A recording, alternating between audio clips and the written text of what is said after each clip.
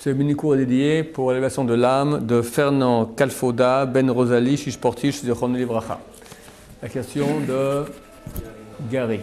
Donc, je voudrais savoir, c'était quoi l'importance du Birkat Hamazon, la valeur qu'elle a dans la Torah pour l'homme? Ok, c'est une très bonne question. Et en plus bien formulée. Parce que tu as dit quelle est la valeur du Birkat Hamazon dans la Torah. Et c'est vrai. C'est-à-dire que on a des prières importantes durant la journée.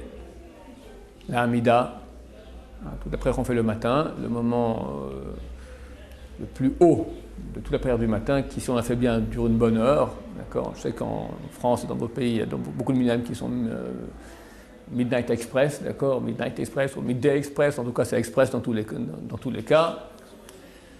Le point culminant de la prière s'appelle la Hamida. On se met devant Dieu, pieds joints, pas le droit de parler, pas le droit d'ouvrir les yeux, si on est de voir dans le sidour et pas à l'extérieur. On doit être habillé comme il faut.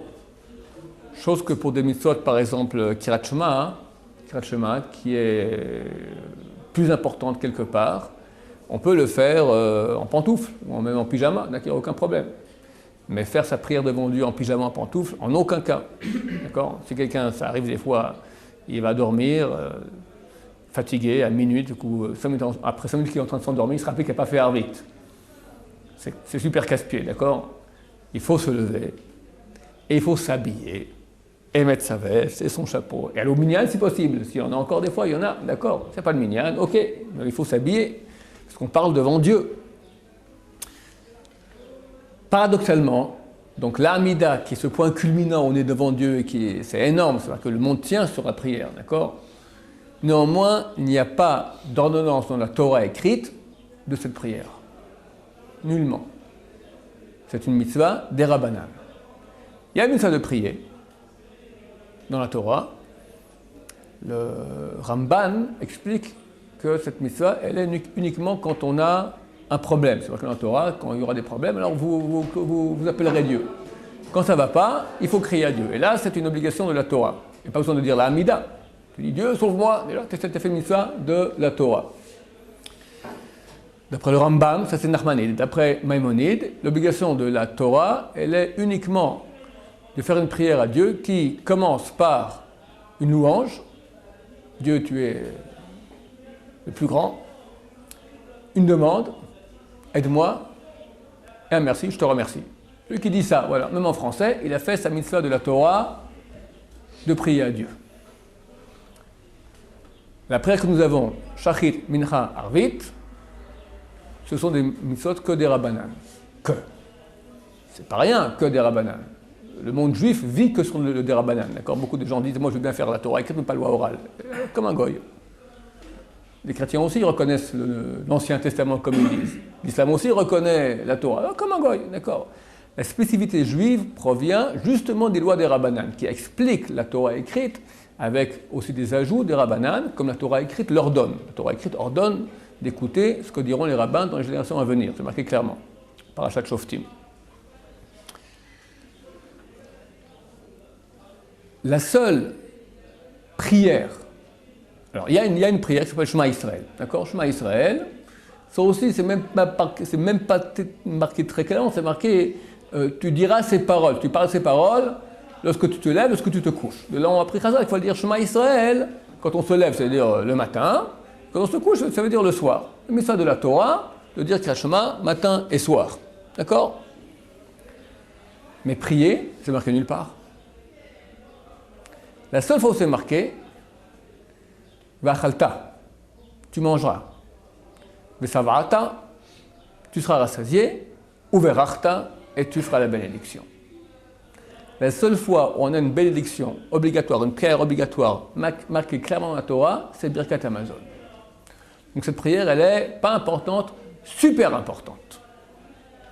Et comme toutes les mitzvot de la Torah, quand on fait une mitzvah de la Torah, il faut penser qu'on l'a fait. Sinon, c'est pas valable. Bon, c'est rare qu'on dise Birkat Hamazon comme ça pour rien. Quelqu'un pense qu'il fait une mitzvah, mais c'est bien de penser que c'est une mitzvah de la Torah, d'accord ? Si quelqu'un fait une mitzvah sans penser qu'il fait une mitzvah du tout, alors si c'est une mitzvah, par exemple, il met le tefillin, il met le talit, il fait Birkat Hamazon, c'est clair qu'il pense à une mitzvah. Personne par inadvertance met le tefillin, d'accord ? Si par exemple il mange de la matzah le soir de Pessah, il est à l'hôtel, il n'est pas religieux, et il s'avère qu'il a passé des vacances en Israël, et il s'avère que sur la table ils ont mis aussi des matzot, et il a mangé la matzah. D'accord. Puis en plus, il est un peu fatigué, il est accoudé sur le côté gauche, comme il faut bien. Alors, il y a toutes les conditions pour faire la mitzvah. Mais il n'a même pas pensé, il ne sait même pas qu'il y a une mitzvah de manger des matzot le soir de Pessah, il n'a pas fait la mitzvah. Il faut que les mitzvahs, il faut penser qu'on fait une mitzvah. Alors, ça arrive dans le cas, on mange la matzah, on peut manger une matzah par inadvertance. Quelqu'un, le jour de Sukkot, il vient te rendre visite, et il mange dans ta souka. Il dit, c'est sympa le balcon comme ça, sous le feuillage. Ah, c'est bien, on est bien à l'ombre, d'accord. Mais il ne pense pas à la mitzvah, absolument pas. Il ne sait même pas que ça existe, la fête des cabanes. Ah, ce truc archaïque là, je ne sais pas que ça existait, d'accord. Alors, il n'a pas fait la mitzvah. Il faut penser faire une mitzvah. Donc, dans Birkat Hamazon, on pense faire une mitzvah. Mais néanmoins, pour que la mitzvah soit mieux, pensez comme ça, on fait une mitzvah de la Torah. Rare. On n'a pas beaucoup de mitzvahs de la Torah par jour. Je dis, la prière, c'est pas de la Torah. Il y a Kirat Shema, ok. Birkat Hamazon, maintenant, c'est à condition qu'on soit rassasié. Comme dit le texte, Vachalta, tu mangeras. Vesavata, tu seras rassasié. Ou Berachta, et là tu feras la bracha. Si quelqu'un maintenant n'est pas rassasié, il y a une obligation de faire Birkat Hamazon, mais elle n'est que des Rabbanan. Rabbanan ont voulu faire plus, et on dit, dès qu'on mange une quantité de kazaït, c'est un cube de 3,1 cm de côté de pain, on fait Birkat Hamazon. Bien qu'on ne soit pas rassasié. C'est pour ça que c'est bien d'être rassasié. Quand on mange du pain, c'est bien. Par exemple, aussi, des fois les personnes sont rassasiées, mais ils ne sont pas encore désaltérées. Il faut aussi boire.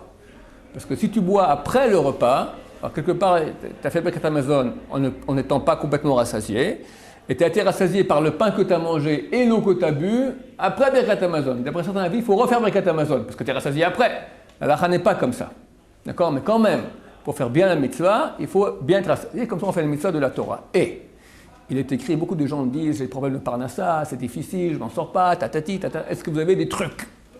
J'ai une liste de trucs, déjà, j'ai un mail déjà fait, tac, une fois par semaine, quelqu'un me pose la question comment on va faire ça, on envoie un petit bouton, tac, toutes les choses, tout ce qui est bien. Numéro 1, Birkat Hamazon. Je me souviens, il y a 20 ans, j'étais à un séminaire au Canada, j'étais pas un grand rabbin, un petit jeune de rien du tout, d'accord. Et vient une jeune fille me dire, voilà, on a des gros problèmes, mon père, il s'en sort pas, il me parle, c'est très difficile, tout ça. Il est pratiquement, est-ce qu'il fait Birkat Hamazon comme il faut?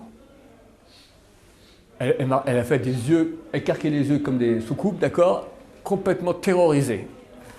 C'était un religieux, mais c'est pas Birkat Hamazon. Je dis non, je vais pas au roi HaKodesh, je vais pas, elle croit que j'étais déjà un grand kabbaliste, d'accord, non, c'est marqué.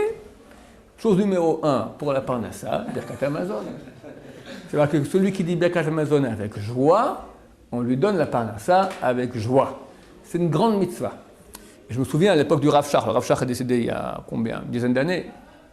C'est le numéro 1, le grand dirigeant du peuple d'Israël, d'accord? Quand il voulait que le peuple d'Israël se renforce, il y avait un grand décret, il y avait la guerre avec l'Irak, d'accord? On a peur, peut-être il a des scuds avec du gaz, très, très grand danger. Chaque fois que le Rav Shach voulait comme ça donner un conseil pour se renforcer, il disait « Dites Birkat Hamazon dans le Sidour ». Pas prenez sur vous 40 jours de jeûne, commencez, je sais pas, que toutes les femmes arrêtent avec les perruques, mettre des trucs tsanoua, rien de grande révolution. Dire Birkat Hamazon dans le texte. Et plusieurs années, je connais des gens qui ont pris sur eux, à Yom Kippour, c'est bien de prendre une chose supplémentaire, dire Birkat Hamazon dans le texte. Tu rêves moins. Et vu que tout la parnassa dépend de cela, donc ça vaut la peine de faire les choses, c'est ça de la Torah, le dire comme il faut. D'après le Ben Ishraï, il faut le dire comme la Hamida. On est assis, on n'a pas le droit de regarder de côté, pas le droit de faire des signes au milieu. Comme la Hamida, tu ne commences pas à dire à quelqu'un « coucou », d'accord, tu ne peux pas. Birkat Hamazon, vu qu'on est assis, alors on se laisse un peu plus aller. Ouais, Birkat Hamazon, t'es comme dans la Hamida. Mais, parce que d'être debout, tu es assis. Donc c'est une bracha extrêmement importante, vraiment la seule que nous avons de la Torah. Baruch Adonai, l'olam, amen, amen.